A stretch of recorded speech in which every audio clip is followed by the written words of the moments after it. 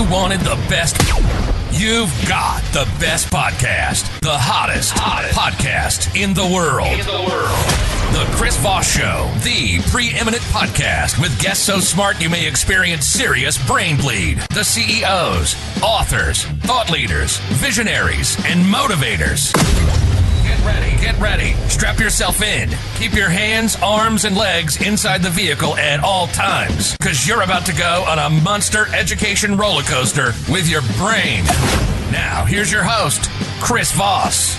I'm Chris Voss here from thechrisvossshow.com. Ladies and gentlemen, our latest season that makes official. Welcome to the big show. 16 years of the Chris Voss Show, 2,500 episodes. Oh my gosh, can you believe it? We just have the most amazing authors on the show and everything that goes on. Go to goodreads.com/Chris Voss, LinkedIn.com/Chris Voss, YouTube.com/Chris Voss, and Facebook.com/Chris Voss. Who knew there were so many of these people in the world? Opinions expressed by guests on the podcast are solely their own and do not necessarily reflect the opinions of the host or the Chris Voss Show. Some guests of the show may be advertising on the podcast, but it is not an endorsement or review of any kind. Today we have an amazing young man on the show. We're going to be talking about his series called Night of the Phantom in episode 1 and 2 books that we'll be getting into. His latest book, episode 2, Night of the Phantom, let me recut that. It's called Consequences of the Phantom, Night of the Phantom, episode 2. We'll be talking about the whole series, book 1 and 2. But the latest one is out August 18th, 2025 by Carlos Manuel Reynosa. Welcome to the show, Carlos. How are you? I'm doing good. Thank you for having me. Thank you for coming. We really appreciate it. Give us your .coms. How can people find you on the interwebs, sir? Find me at authorcarlosreynosa.com. And where else? The bookstores are for the free series is Source Knowledge in Newark, New Jersey. Mm-hmm. Little Boho Bookshop in Bayonne, New Jersey. Mm-hmm. And Reading Glass at Crooktown and Kembler Mall. And also at $10book.com. So give us a 30,000 overview. We'll just lead off with the book 1 in the episodes. Give us the lead off on that. Give us an overview, 30,000 overview of what's inside the new book. It's called Night of the Phantom, episode 1, and Consequences of the Phantom, Night of the Phantom, episode 2. Nick Solitario is a teenage boy living in New York, living based on how people perceive them. At school, he's a bully to other students. He's a victim to the bullies. He's a troublemaker to the faculty, and he's someone to be cautioned around his mother. Mm-hmm. So by that, one day he has an opportunity to change that perception, but is it for the good or for the bad? Mm-hmm. And Consequences of the Phantom is basically what the consequence of making those decisions are. Mm-hmm. And so what prompted you to want to write this book, and what motivated you to do it? Is this your first book? When the first book came out in 2021, was it your first book? Yes. I'm a big fan of the superhero stories, the Greek mythology, overcoming evil, personal gains. I'm very big on that. And I always wanted to write one of my own, so I did it as grade school. Coming all these stories, and as I grow older, the stories group changed over the years, and to a point where now I've had a meaning to it. As you say, number 1 is about perception, how dangerous it could be to change, how one picture could change everyone's mind, and you're not even sure what that picture was about. And consequences is about the consequences of those actions of the picture, of that picture. Mm-hmm. Mm-hmm. And what it was your very first book that you've ever written? Yeah, it's the first, yes. I have a lot of stories, but that's the first one I published, and I'm hoping to do a lot more. Now, is that going to be in this series where you're going to keep going on with the Phantom series? I like to I like to see what else I can do. I would like to do a love story. I love to do a comedy story. I like to see where I can grow. What got you interested in writing? And how long have you been interested in writing? When did it begin for you? I was a late bloomer. It was very hard. You can ask my family. It was hard to get me to read a sentence, let alone read a book. And now you're writing books. But I love telling a story. It's probably because of all these lessons, and I just love telling these stories. And eventually, I started writing them down. It started as poetries, and then as I went from St. Mary's Assumption to Kean University, I started putting them in writing, and finally, I was able to publish one. Mm-hmm. What motivated you want to do that? You like telling stories, but was there something about this story that was kind of burning a hole in the? Let's write a book about this.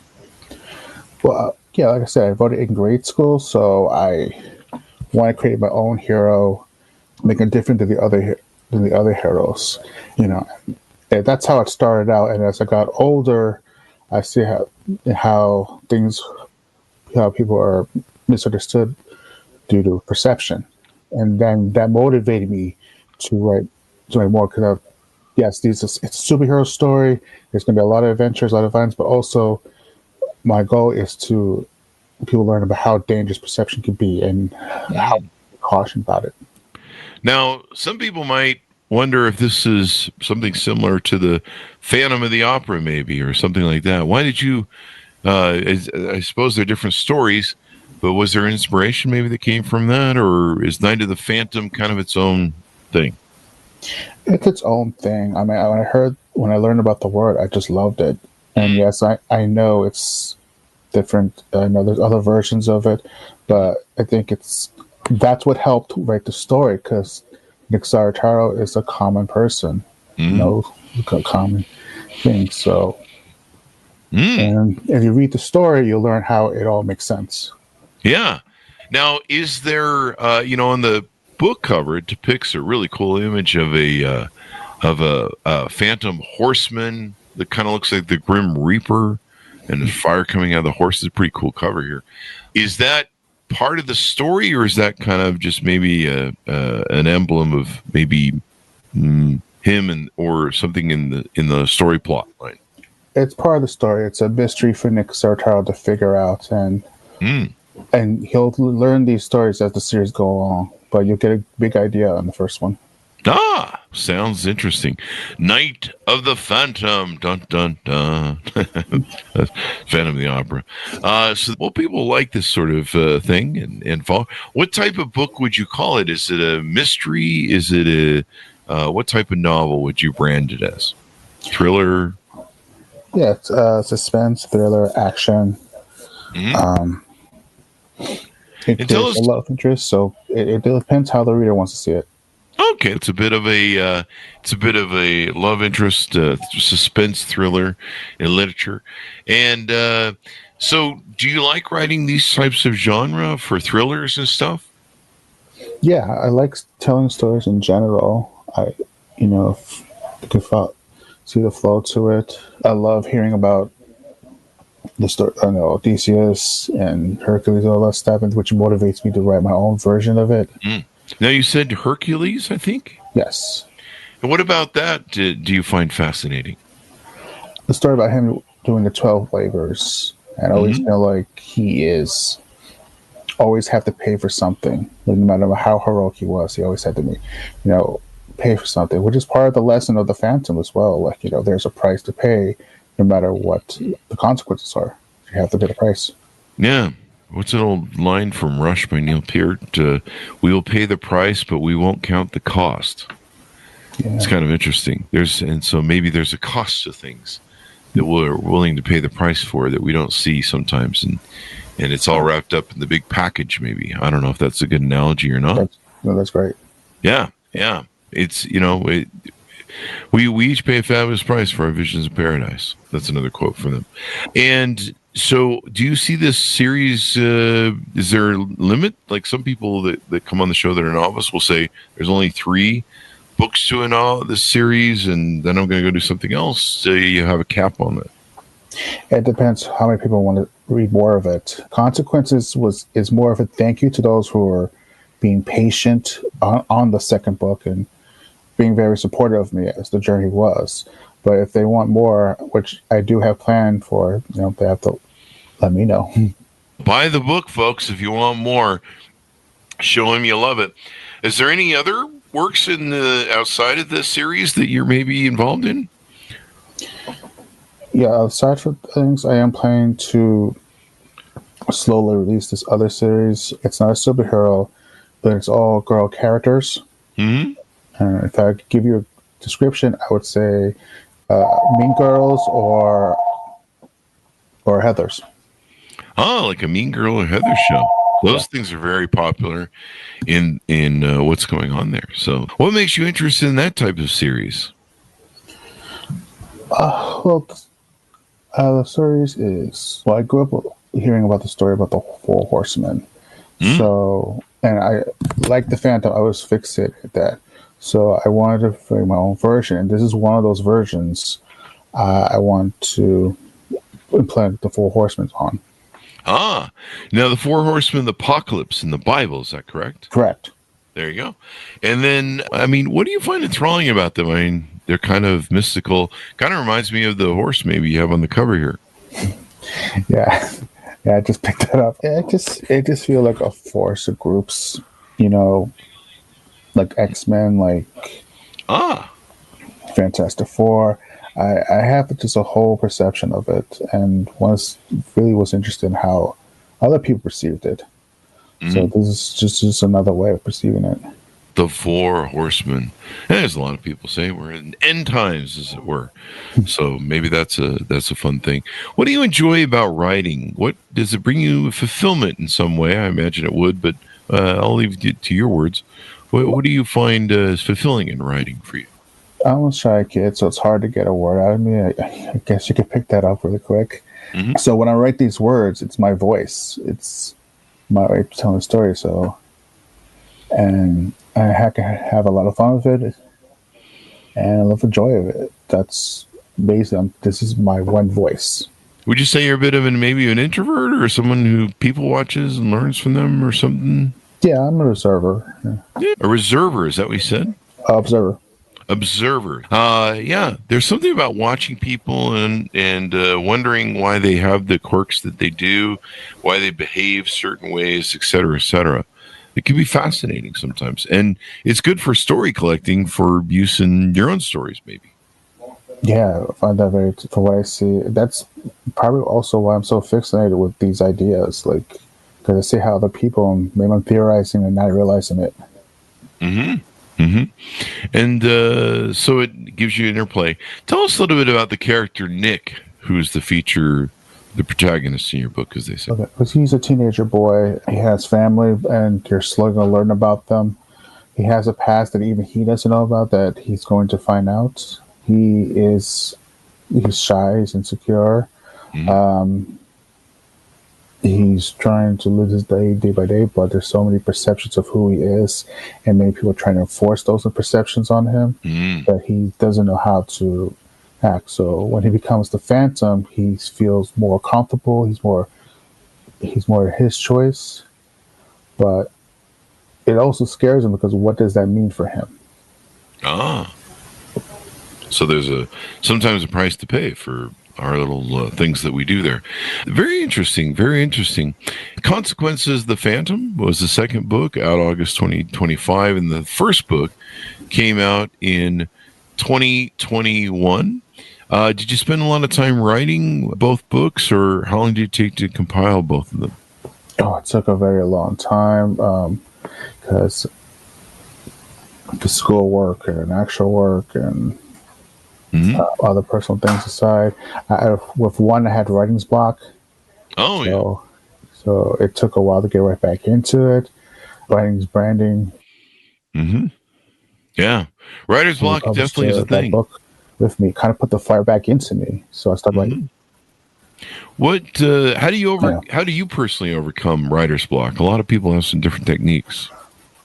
My technique was music. Keep writing other stories until it comes back to you. It's always trying to do something different. Sometimes it's right there. You just need time to breathe about it. I do the same thing whenever I get writer's block, which usually doesn't have much anymore because I've always got some stupid thing to say about something. But I've just found to just write stuff down. Just write. Like, I remember when I was writing my book, I was in an accountability group, and everyone was really working hard to be good at writing and to write their book. And I remember the other people on the team were editing as they were writing. They were trying to, write stuff down. They'd write like a paragraph maybe, and then they would try and edit it at the time. They're like, well, let's try and, make this formatted. And me, I was doing what I would call puking on the page. I would just blast out everything that I was thinking, and I would just write it. And I wouldn't worry about periods and commas or, proper sentence structure. I would just blurt it out on the page. I would get it all out. And then later I would look at it and go, I would start to formulate it and format a little bit and figure out where the periods maybe were. And, but I still wasn't doing full editing at that point. I was just blasting it on the page. And I blasted out the whole book pretty much that way. And then I sat down and edited because I knew what the process was going to be. I knew that the process from having so many authors on the show was that, you do the editing at the end. And that's when you really start looking at how the structure and, move this chapter over here. This makes better sense. Move this over here. And I knew that was going to be very arduous and it would take a long time. So for me, it was just get it out, get it onto the page, get as much of it as you could. Good, bad, ugly. Some days I would write stuff for an hour and it would just be crap. But it was just the practice of getting that muscle. And then what happened to me we were an accountability group where we try and just write an hour a day. What happened is the further along I got and the more I wrote, the more I wanted to write more. And the longer the times began, it went from, I could barely write an hour, because that was what we were trying to do every day, to where I was like, oh, I'm writing for 2 hours. Now I'm writing for 3 hours a day. Now I can see the story and the pages develop on the paper, or in this case, the computer. And, I became enthralled with it and telling the story and explaining the stuff. And then it just became that. So that's how I overcome writer's block. I just blather about whatever and puke it onto the page. Yeah, I kind of do that too. It like drains you, like all that out. That you can be more creative. Yeah, and plus once it's out, it gives you more ideas. It feeds into it, et cetera, et cetera. Now you said there's a love interest in the story. Who's the character that's the love interest? What's her name? Lindy Jin. Mm-hmm. Actually the bully's girlfriend, who has her own backstory as well. Hopefully, as the series continues, you'll learn about that. Mm-hmm. And it's more perceptions about her too as well. Well, this should be exciting for people to read, and people love series. It's the one thing I found with having so many novelists on the show to interview. People love series. They love the characters, and they fall in love with the characters, and they like to see them develop.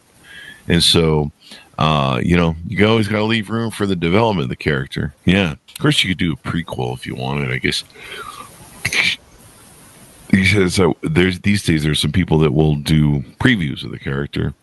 But, like we have the Tom Clancy people on, and there's usually the main Jack Ryan character, and there's Jack Ryan Jr., and all that jazz that goes on and stuff like that. What advice would you give to aspiring writers that might be listening in that would like to write their first novel as well after what you've experienced? I think you just gave the best experience about just writing it all down, just puking. But to always write, let it go. Let the story tell you. Don't tell the story. Because you wouldn't even think, oh, wow, I didn't even think about doing that way. Like the story just takes over for you. The story takes over, and that's where things work there. Now, you're a graduate of Kean University with a BA in Communications and Journalism. Did you get into journalism as your line of work?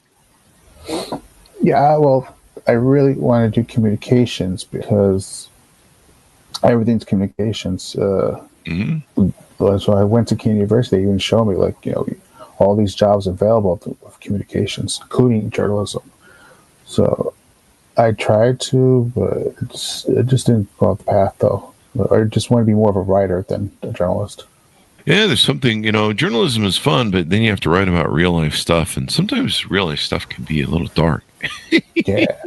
I didn't even know there was a difference between writing and journalism when it first came in. Like some of them even get offended by it when you call them the wrong name. Oh, yeah, I guess so. I guess some people can be sensitive. Now, I notice you post a lot of stuff about on your blog and video page. Do you keep a lengthy video communication with your audience? I try. I'm more like, because I just want to keep people updated. I want people to show them how the journey is. If I can give advice, I can give advice. Like even if they think I'm a failure, you can learn from my mistakes. But at the end of the day, I'm like, oh, please don't get nervous. Please don't get nervous. Yeah, you'll be fine. Yeah, you're doing good. Now, I see a note here. You thanked an acknowledgement to your family and Kean University Writing Center. Sounds like they gave you some support there. How was that supportive for you? They gave me way more support than I actually asked for. Their point of views, their critiques. I try to come in afterwards as an alumni, but it was more for people who need help with the writing in the classes. But when I was in there, they gave a lot of information. Yeah. That's kind of what you need. What were some of your influences of writers or genres that you maybe have always been into as kids or growing up? Or what were some of the genres that you like, or maybe some writers that you aspire to, that you look up to? Oh, there was, like I said, Greek mythology, Homer, Jason the Argonauts. Also, like Stephen King, Dan Brown. Oh. Down these meat streets. There's a different variety, different sense, which I like because you get to see how people are. It's not just, which is also what I like to write by writing the book. I want to show people that it's not a specific person. These situations can happen to anyone. And we should all together collectively be concerned about those situations. Yeah, definitely. There's always consequences, as they say. Now, where is the book set in? Is there a city or area that's surreal, or is it fictional? I try to keep it vague as possible because I explained it can happen anywhere, anytime, any place. But it's generally in New York. But I will try to explore New York the best way I can. And now, do you call it New York in the book, or is it called a different name? It's called New York. Oh, I know, like in Batman, they kind of have like a city that's like New York, but they call it Gotham. So I wasn't sure. Yeah. You mentioned you're a late bloomer. We've had a lot of people on the show that bloom late, but they've punched out 50, 60 books, and they've become quite prolific. They're usually on the show about every 3 to 6 months with their works, and I've always been amazed. Sometimes they have whole different series. We have some authors on the show that have, I think, 3 to 4, maybe sometimes 5 series of different, running series. And do you see maybe a future of that for yourself, or maybe you need maybe more years to take and write stuff down? I hope I'm in a situation where I'm just constantly writing stories, but it's just right now it's not the time. I got to pay the bills. I gotta pay the bills. Gotta save some money for these books. So. And so how do you juggle that? Because, like I said, there's aspiring writers that listen to the show, people that want to write, and they're in the same situation you are. They're doing one thing to pay for the other. How do you juggle that? How do you find the time and the inspiration? Do you struggle sometimes with inspiration because you're weighted down by both? Yeah, it's a big struggle, especially when I wrote the first one. The technology wasn't advanced as it was today. When I grew up, a computer, you have to be careful when you touch a computer, because of how expensive they were back in the day. Yeah. So. It's easy to muck them up if you push the wrong button, isn't it? It's kind of like girlfriends. And now there's so much. It's so much easier. In fact, you could do a little bit of editing and formatting. Different things. They have programs for that. Was there a favorite program that you used? Microsoft, but just Microsoft 350, I believe. Uh-huh. When my friend showed me I could do it on my phone, I felt like a whole weight lifted. I was like, Really? You just saved me right there. So do you write a lot on your phone? I'm learning to do it now because I've learned the old way, so it's hard to transition to the new ways. But I'm learning. I'm trying to keep up as much as I can. Well, if you're commuting to work or at work, or you probably shouldn't write when you're at work. We'll leave that for the boss. But, commuting to work, or you find yourself out eating or something, and you get that idea that pops in your head, or a scene or scenario, that makes it pretty good because you can put it down. Yeah, when I did my poems, I would do the Nackham thing, postage, whatever I could write. And now I could do it in the phone. So that's like, you have no idea how much you save with that. Oh, yeah. I mean, it's so great. And, ideas pop in your head wherever you are. And, I'm always sending emails to myself. I get an idea, a task, or, hey, go to the cleaners or whatever. And, then you do that and you should be good.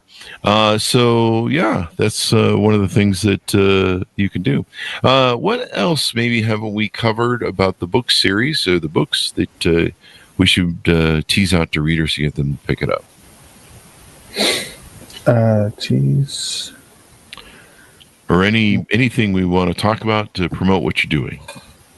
Well, a lot of people who have been reading these books and comparing what's going on, I just want to clarify that, again, I wrote that in grade school years before those situations happened. So, wow. So well, maybe there's a little bit of Nostradamus going on there. Nah, it's a prediction or whatever. One or two to do with it. There you go. So as we go out, was there anything more on your website and future events or anything you have going on we want to take and promote? Just episode 1, it's available at Amazon.com, Barnes & Noble's, ebook, eBay, and Amazon, and Consequences as of now is in Amazon.com. So give us a final pitch out for people to buy the book and your .com on your website, et cetera, et cetera. So yes, there's going to be violence, and yes, there's action, drama, suspense. But hopefully, you guys as you enjoy the story, you learn something more about perception and the consequences of this perception. Well, it's been fun to have you on the show. Great show, Carlos. Thank you for coming on and sharing your wonderful works, helping inspire more writers like yourself. Thank you for having me. I really appreciate this. Thank you. And thanks, Simonis, for tuning in. Order up the book series wherever fine books are sold. Night of the Phantom, Episode 1, out October 22nd, 2021. And the newest book that just came out in the series, Episode 2, Consequences of the Phantom, Night of the Phantom, Episode 2, out August 18th, 2025, by Carlos Manuel Reynosa. Thanks, Simonis, for tuning in. Go to goodreads.com/Chris Voss, linkedin.com/Chris Voss, Chris Voss 1, the TikTokity, and all those crazy places on the internet. Be good to each other. Stay safe. We'll see you next time. And that should have us out.